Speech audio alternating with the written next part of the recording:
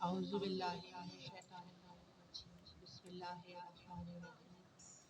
الحمدللہ الذی ہدانا لہذا وما كنا لنهتدی لولا ان ہدانا اللہ لقد جاءت رسل ربنا بالحق الصلاۃ والسلام والتحیۃ والاکرام علی سید اصل ما فی الوجود سر اللہ بکل موجود نقطۃ دائرۃ الوجود صاحب لواء الحمد والمقام المحمود مولانا و مولا الثقلین جد الحسن والحسین ابی القاسم اللهم صل على محمد ثم صلاة على صاحب دعوة النبوية والصولة الهيدرية والإسمة الفاطمية والشجاعة الحسينية والعلوم السجادية الآثار الباقرية المائز الكاظمية الحجة الرضوية والجود التقوى نقوات النقوية والهيبة العسكرية الغيبة الإلهية بالصلوات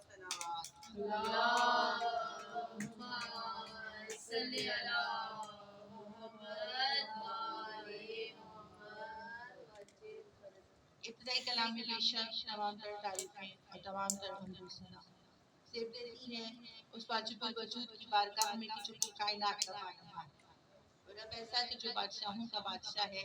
وہ رب ایسا کہ جو شہنشاہوں کا شہنشاہ ہے، وہ رب ایسا کہ جو عقیدہ توحید کا محور و مرکز ہے، اور پھر وہ رب ایسا کہ جو ہر ایک دکھے ہوئے اور مضطرب دلوں سے نکلنے والی ہر ایک دعا کو سننے والا ہے، اور نہ صرف وہ رب اکبر، وہ رب رحیم، وہ رب کریم، دکھے ہوئے اور مضطرب دلوں سے جو دعائیں نکلتی ہیں، جو صدائیں نکلتی ہیں اور جو آہیں نکلتی ہیں، ہمارا وہ رب ہماری ان آہوں تک کو سننے والا ہے، اور نہ صرف کہ وہ دعاؤں کو سنتا ہے بلکہ وہ تمام تر دعاؤں کو مستجاب کرنے والا بھی وہی رب اکبر ہے۔ اور بعد حمد و ثنا ہے رب العزت کی، ہمارا تمام تر درود و سلام ہو خدا کے ان مصطفیٰ مرتضیٰ اور مجتبیٰ بندوں پر کہ جن کی چاہت میں آ کر رب کائنات نے اس پوری کائنات کو خلق کیا اور جن سے منسوب ہو کر آئے درود کی فضیلت پائی صلوات۔ اللهم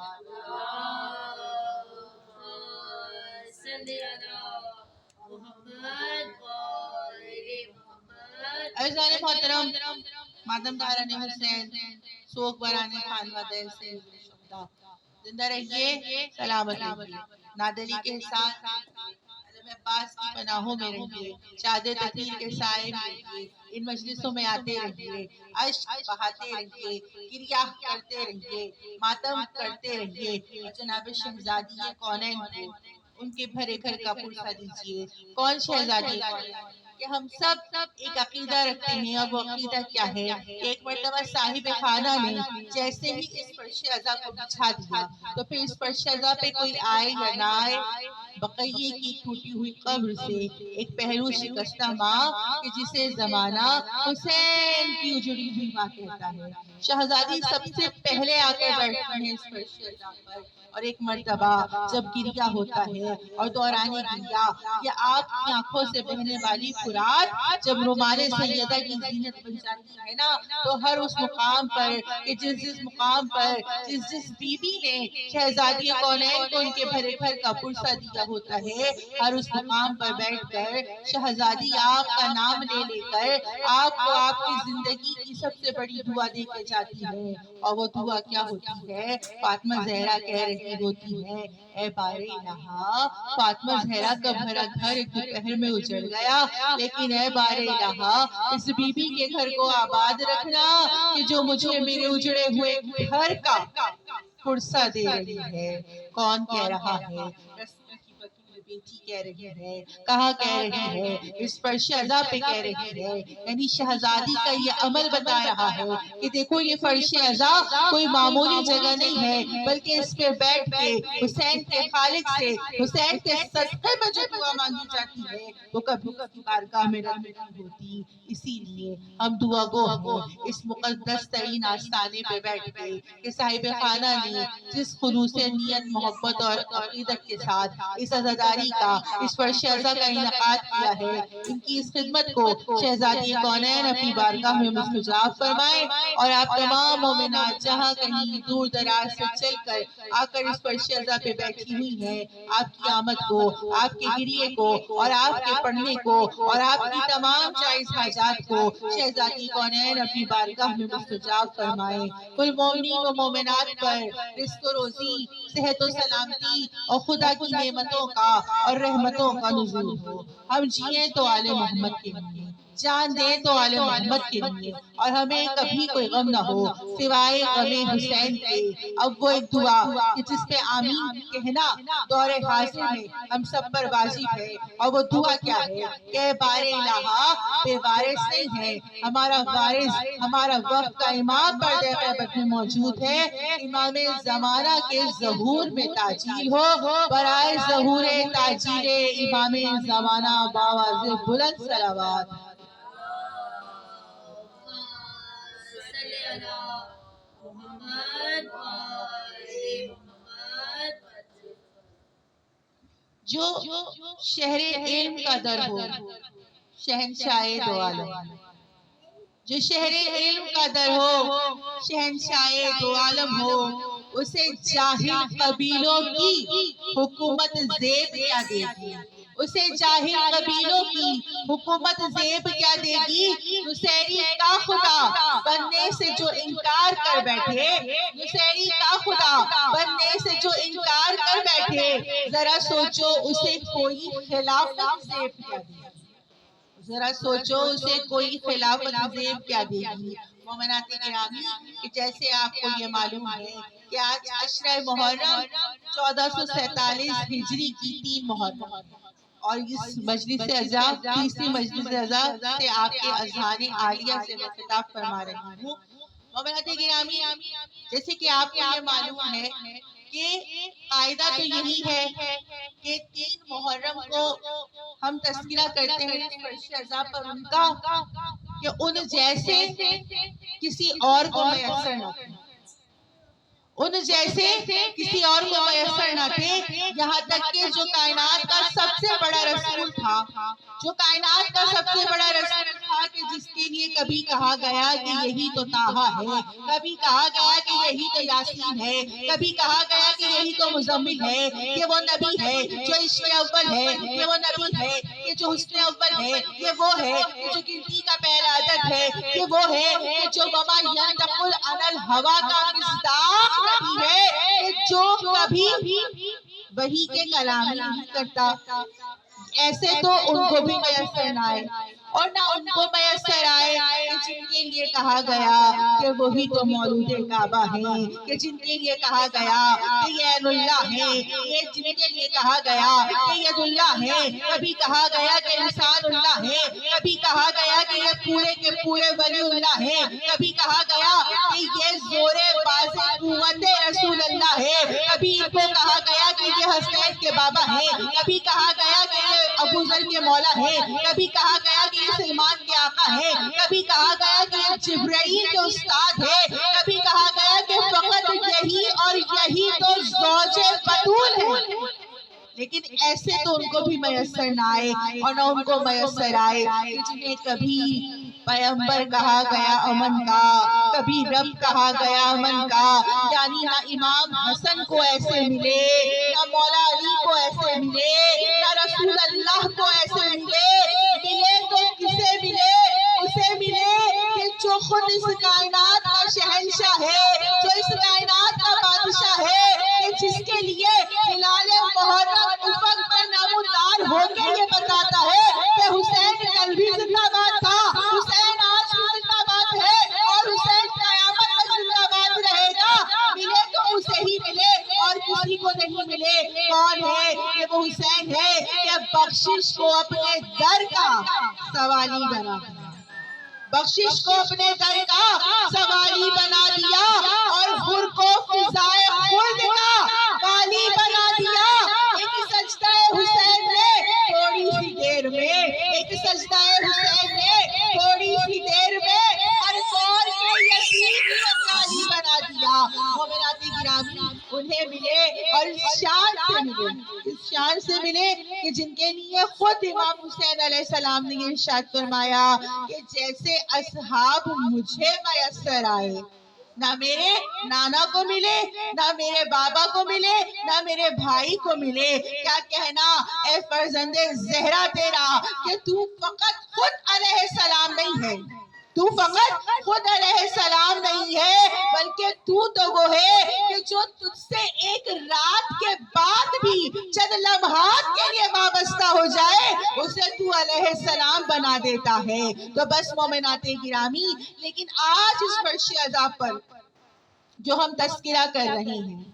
اور جن کا ماتم کرنے کے لیے ہم یہاں پر جمع ہوئے ہیں، مومنات گرامی یاد رکھیے کہ مجھے اتنا عرصہ ہو گیا ذاکری کرتے ہوئے، لیکن میں نے سب سے زیادہ کم جن کے مصائب پڑے ہیں یہی وہ دو شہزادے ہیں۔ میرے جگر صاحب ہے کہ میں اپنا خون جگر دے کر ان کے مصائب بیان کر سکوں، اور یقیناً نہ آپ کے اندر، آپ کے اذہان کے اندر اتنی وسعت ہوگی کہ آپ مکمل ترین ان شہزادوں کے مصائب کو سن سکیں۔ ان شہزادوں کے مصائب بیان کرنے سے پہلے ذرا سا تذکرہ ان شہزادوں کی اجداد کا کر لیا جائے۔ یہ شہزادے کون ہیں؟ یہ شہزادے وہ ہیں کہ ایک مرتبہ آپ جانتے ہیں نا کہ شہزادی ام البنین کو شہزادی ام البنین اس لیے کہا جاتا تھا کہ پروردگار عالم نے ام البنین کو یعنی فاطمہ کلابیہ کو کیا حسین شہزادے عطا کیے تھے، اور یہ شہزادے کوئی ایک نہیں تھا بلکہ چاند جیسے 4 بیٹے شہزادی ام البنین کو پروردگار عالم نے عطا کیے تھے۔ 4 بیٹوں کی ماں تھی، تبھی تو ام البنین کہا جاتا تھا، اور ایک بیٹی کی ماں تھی، بیٹی کا نام رقیہ بنت علی تھا، اور رقیہ بنت علی ام البنین کی بیٹی تھی، عباس کی بہن تھی، اور زوجہ اس کی تھی۔ مومنات گرامی، زوجہ کس کی تھی؟ یہ رقیہ بنت علی، یہ اس کی زوجہ تھی کہ ابھی آپ نے جب بقرعید کی ہوگی، ارے بقرعید کی 10 ذی الحجہ کو آپ کو معلوم ہے نا کہ رقیہ بنت علی کو اس امت نے کس طرح سے اجاڑا ہے کہ ایک مرتبہ تاریخ کے کہتی ہے کہ مسلم کا سر کاٹ کر ارے قصر دارالعمارہ کے اس طرح سے مسلم کا سر وہاں پر کاٹا گیا کہ ایک مرتبہ مسلم کا سر کوفے کے دروازے پہ لٹکا دیا گیا، اور مسلم کا لاشا کوفے کے شریر لڑکے مسلم کے پیروں پہ رسیاں باندھ کر کوفے کی گلیوں میں عید والے روز لے کے پھر رہے تھے۔ ہاں زادارون حسین، ایک مرتبہ میں ان شہزادوں کے مصائب کس طرح سے بیان کروں کہ جو ام البنین جیسی بی بی کے نواسے ہیں، علی کے نواسے ہیں، عقیل جیسے کے پوتے ہیں، ہاں یہ مسلم بن عقیل کے فرزند ہیں۔ ہاں مومنات گرامی، جب تذکرہ ہو ہی رہا ہے تو تذکرہ کرتے ہوئے میں آپ کو اتنا بتا دوں کہ یہ وہ شہزادے ہیں کہ آپ نے یہ سنا ہوگا کہ کل ہم اس فرش عزا پر زینب کے بچوں کا ماتم کریں گے، ہم اس فرش عزا پر زینب کے بچوں کا ماتم کریں گے، لیکن یاد رکھیے زینب علی کی وہ بیٹی ہے کہ جس کی نسل کربلا میں ختم نہیں ہوئی ہے۔ زینب کے 2 بچوں کی شہادت تو کربلا میں ہوئی، لیکن علی بن زینبی اس دنیا میں موجود رہے کہ جن سے زینب کی نسل آگے بڑھی۔ حسین کی 3 بہنیں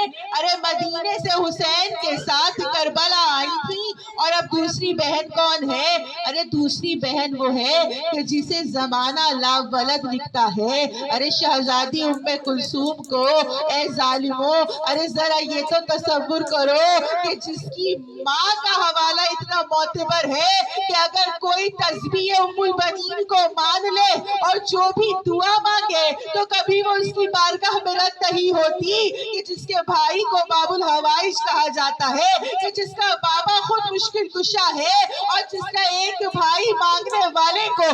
7 بیٹے عطا ہے، اے ظالمو، ارے وہ شہزادی ناولد نہیں تھی، ارے خبردار، ارے کوئی بھی ام کلثوم کو ارے ناولد نہ لکھے۔ یاد رکھیے کہ جب 28 رجب کو مدینے سے یہ کارواں چلا ہے نا، تو ایک مرتبہ ارے جناب ام کلثوم کے بیٹے قاسم بن اون بن جعفر طیار کا اخ خود امام حسین علیہ السلام نے جناب زینب کی بیٹی سے پڑھایا تھا، اور ان کا نام آپ کو گنج شہیدہ میں مل جائے گا۔ یعنی جناب ام کلثوم نے بھی اپنے بیٹے کی قربانی ارے امام حسین پر سے پیش کی ہے۔ یاد رکھیے زینب کی قربانی بھی پیش کی گئی، لیکن زینب کی نسل منقطع نہ ہوئی۔ ارے ام کلثوم کی بھی قربانی پیش کی گئی بیٹے کی، لیکن ام کلثوم کی بھی نسل جو ہے کربلا میں منقطع نہیں ہوئی۔ ارے واحد اور واحد یہ بی بی رقیہ بنت علی ہے، یہ مسلم بن عقیل ہے کہ جس کی پوری نسل ارے کربلا میں ختم ہو گئی۔ حاذا دارن حسین، آپ کو یہ معلوم ہے نا کہ جب ایک مرتبہ ہر ایک نے قربانی پیش کی تو اپنے بیٹوں کی قربانی پیش کی۔ ارے واحد ہے رقیہ بنت علی کہ جس نے دین اسلام پر اور امام حسین پر ارے فقط اپنے بیٹوں کو قربان نہیں کیا، ارے بیٹوں کے ساتھ ساتھ اپنی بیٹی کی شہادت بھی ارے جناب رقیہ بنت علی نے پیش کی ہے۔ اور کس طرح سے پیش کی ہے؟ ارے شام غریبہ کا اندھیرا تھا، ایسے میں دونوں شہزادیاں ارے زینب اور ام کلثوم نے بچوں کو کتنا شروع کیا، ارے چند بچے مل نہیں رہے تھے، ارے دونوں شہزادیاں ارے ڈھونڈتی ہوئی چلی ہے۔ ارے کچھ دیر کے بعد ارے شہزادی کے قدموں سے کوئی چیز ٹکرائی، ارے شام غریبہ کے اندھیرے میں ارے زینب نے جھک کر دیکھا تو کیا دیکھا؟ ارے رقیہ بنت علی کی بیٹی عاتکہ، ارے وہی عاتکہ کہ جب مسلم کی شہادت ہوئی تھی ارے حسین نے زانوں پر بٹھا کر پیار بھی کیا تھا، ارے یتیموں کے کانوں میں در بھی پہنائے تھے، ارے وہی عاتکہ ارے گھوڑوں اور اونٹوں کی زرد سے پامال ہو گئی تھی۔ عزادارو، ارے مجھے نہیں پتا ارے جب قاسم رن میں پامال ہوا تھا حسین نے اپنے امامے میں ارے قاسم کے ٹکڑوں کو سمیٹا تھا۔ ہائے زینب تیرا مقدر، ارے عاتکہ کا پامال شدہ لاشا ارے زینب کس طرح سے لے کر آئے گی؟ ارے تیرے سر پر تو چادر بھی رہی ہے۔ عزادارو، ارے یہ لٹا ہوا کارواں چل گیا، ایک مرتبہ کوفے کے در پر پہنچا۔ کوفے کے در پر ارے مسلم کی آواز آئی کٹے ہوئے سر سے، السلام علیکہ یا اہل بیت نبوہ۔ ارے اس صدا کو سننا تھا، ارے رقیہ بنت علی تڑپ کے رہ گئی۔ ارے شہزادی زینب سے کہنے لگی، اے آقا زادی اگر اجازت دے تو میں اپنے والی سے ایک سوال کرنا چاہتی ہوں۔ ایک مرتبہ ارے رقیہ سر کے پاس آئی، ارے والی کا سر دیکھا اور والی سے کچھ سوال نہ کیا، ارے والی سے پیاس کا شکوہ نہیں کیا، ارے والی سے ردا کا شکوہ نہیں کیا۔ ماں تھی نا، ایک مرتبہ ماں نے یہی تو پوچھا، اے والی ارے جب آپ گھر سے چلے تھے ارے میرے دو کمسن بچوں کو ساتھ لائے تھے، والی اتنا بتا دیجئے ارے یہ کچڑی ماں کدھر جائے؟ والی میں کربلا میں اپنے دو بیٹوں کو اور ایک بیٹی کو قربان کر کے آ رہی ہوں، والی میرے ابراہیم اور محمد کہاں گئے؟ عزادارو، ارے خدا ارے کیا کرتا۔ ایک مرتبہ ارے حارث ملعون کے گھر میں ارے مسلم کے یہ دو کمسن بچے ارے چھپے ہوئے تھے، ارے رات کا اندھیرا تھا، ارے حارث کے کانوں میں ارے مسلم کے بچوں کی رونے کی آواز آئی، ارے ظالم ارے زینہ چڑھ کر اوپر آ گیا. ارے دروازے کو کھولا, حجرے میں گپ اندھیرا تھا. ایک مرتبہ ارے اس اندھیرے میں گھس کر ارے اپنا ہاتھ ارے فضا میں معلق کر کے ڈھونڈنا شروع کیا, اور پھر حارث کے ہاتھ آیا تو کیا آیا, ارے محمد اور ابراہیم جیسے معصوم بچوں کی زلفیں ارے حارث کے ہاتھ میں آ گئی. ارے حارث کے ہاتھ میں ارے ان معصوم بچوں کی زلفیں آ گئی. ایک مرتبہ حارث ملعون نے اپنے ہاتھ ان بچوں کی زلفوں سے نکالا نہیں, ارے دونوں بچوں کو اس طرح سے گھسیٹتا ہوا ارے حجرے سے باہر لایا. اور یاد رکھیے کہ اس ملعون نے ان دونوں بچوں کو سینہ اترنے نہیں دیا, بلکہ لا کر سینے پہ چھوڑ دیا. ارے ابراہیم کی آواز آئی, اماں ہائے میری پیشانی سے لہو جاری ہو گیا. ہاں سرداروں, پھر اس کے بعد وہ حارث ملعون ارے خود تو گھوڑے پہ سوار ہو گیا. ہاں رونے والوں ارے مجھ سے سوال کرو کہ ان دونوں بچوں کے ساتھ اس حارث نے کیا کیا. ارے کیا ان کو اپنی سواری پہ بٹھایا یا ان کے لیے دوسری سواری کا انتظام کیا. ارے تاریخ کہتی ہے حارث خود ملعون خود تو گھوڑے پہ بیٹھ گیا, لیکن اب مسلم کے دونوں بچے نہ زین پہ تھے نہ زمین پہ تھے, ارے فضا میں معلق تھے, اور حارث کی انگلیاں ارے ان کمسن شہزادوں کی زلفوں میں پھنسی ہوئی تھی. ارے ایسے عالم میں لے کر ارے نہر کے کنارے آ گیا. ارے بچوں نے درخواست کی, ارے 2 رکعت نماز پڑھنے کی اجازت دے دے. ارے ملعون نے اجازت دی. ارے وہ بچے عبادت الہی میں مشغول ہو گئے, اور یہاں ان بچوں کا قاتل ارے اپنی تلوار تیز کرنے لگا. ارے یہاں بچوں کی نماز تمام ہوئی, وہاں ایک مرتبہ اس نے اپنی تلوار کو دہرانا شروع کر دیا. ارے بڑا بھائی کہتا تھا, اے حارث ارے میں اپنے بھائی کے لیے باپ کی جگہ ہوں. ارے میرا کمسن بھائی میرا صغیر بھائی ارے برداشت نہیں کر سکے گا ارے میرا گلا کٹتے ہوئے. اے حارث, اور چھوٹا بھائی بار بار کہتا تھا, ارے یہ میرے لیے میرے باپ کی جگہ ہے, ارے مجھے اس کے سامنے قتل نہ کر, ارے میرا بھائی میرا قتل برداشت نہ کر سکے گا. ارے تاریخ نے لکھا ایک مرتبہ حارث کی تلوار چلی اور دونوں شہزادوں کے ساتھ ارے حارث کی تلوار نے ارے ایک مرتبہ اڑا کے رکھ دیے. ارے پہلے بڑے بھائی کا لاشا ارے دریا پہ ڈال دیا, لیکن لاشا ساکت رہا یہاں تک کہ دوسرے بھائی کا سر تن سے جدا ہوا اور اس کا پھر لاشا دریا میں ڈالا گیا. اب جب دونوں لاشیں ملے تو اس طرح سے ملے ارے جیسے کوئی بھائی بغل گیر ہو.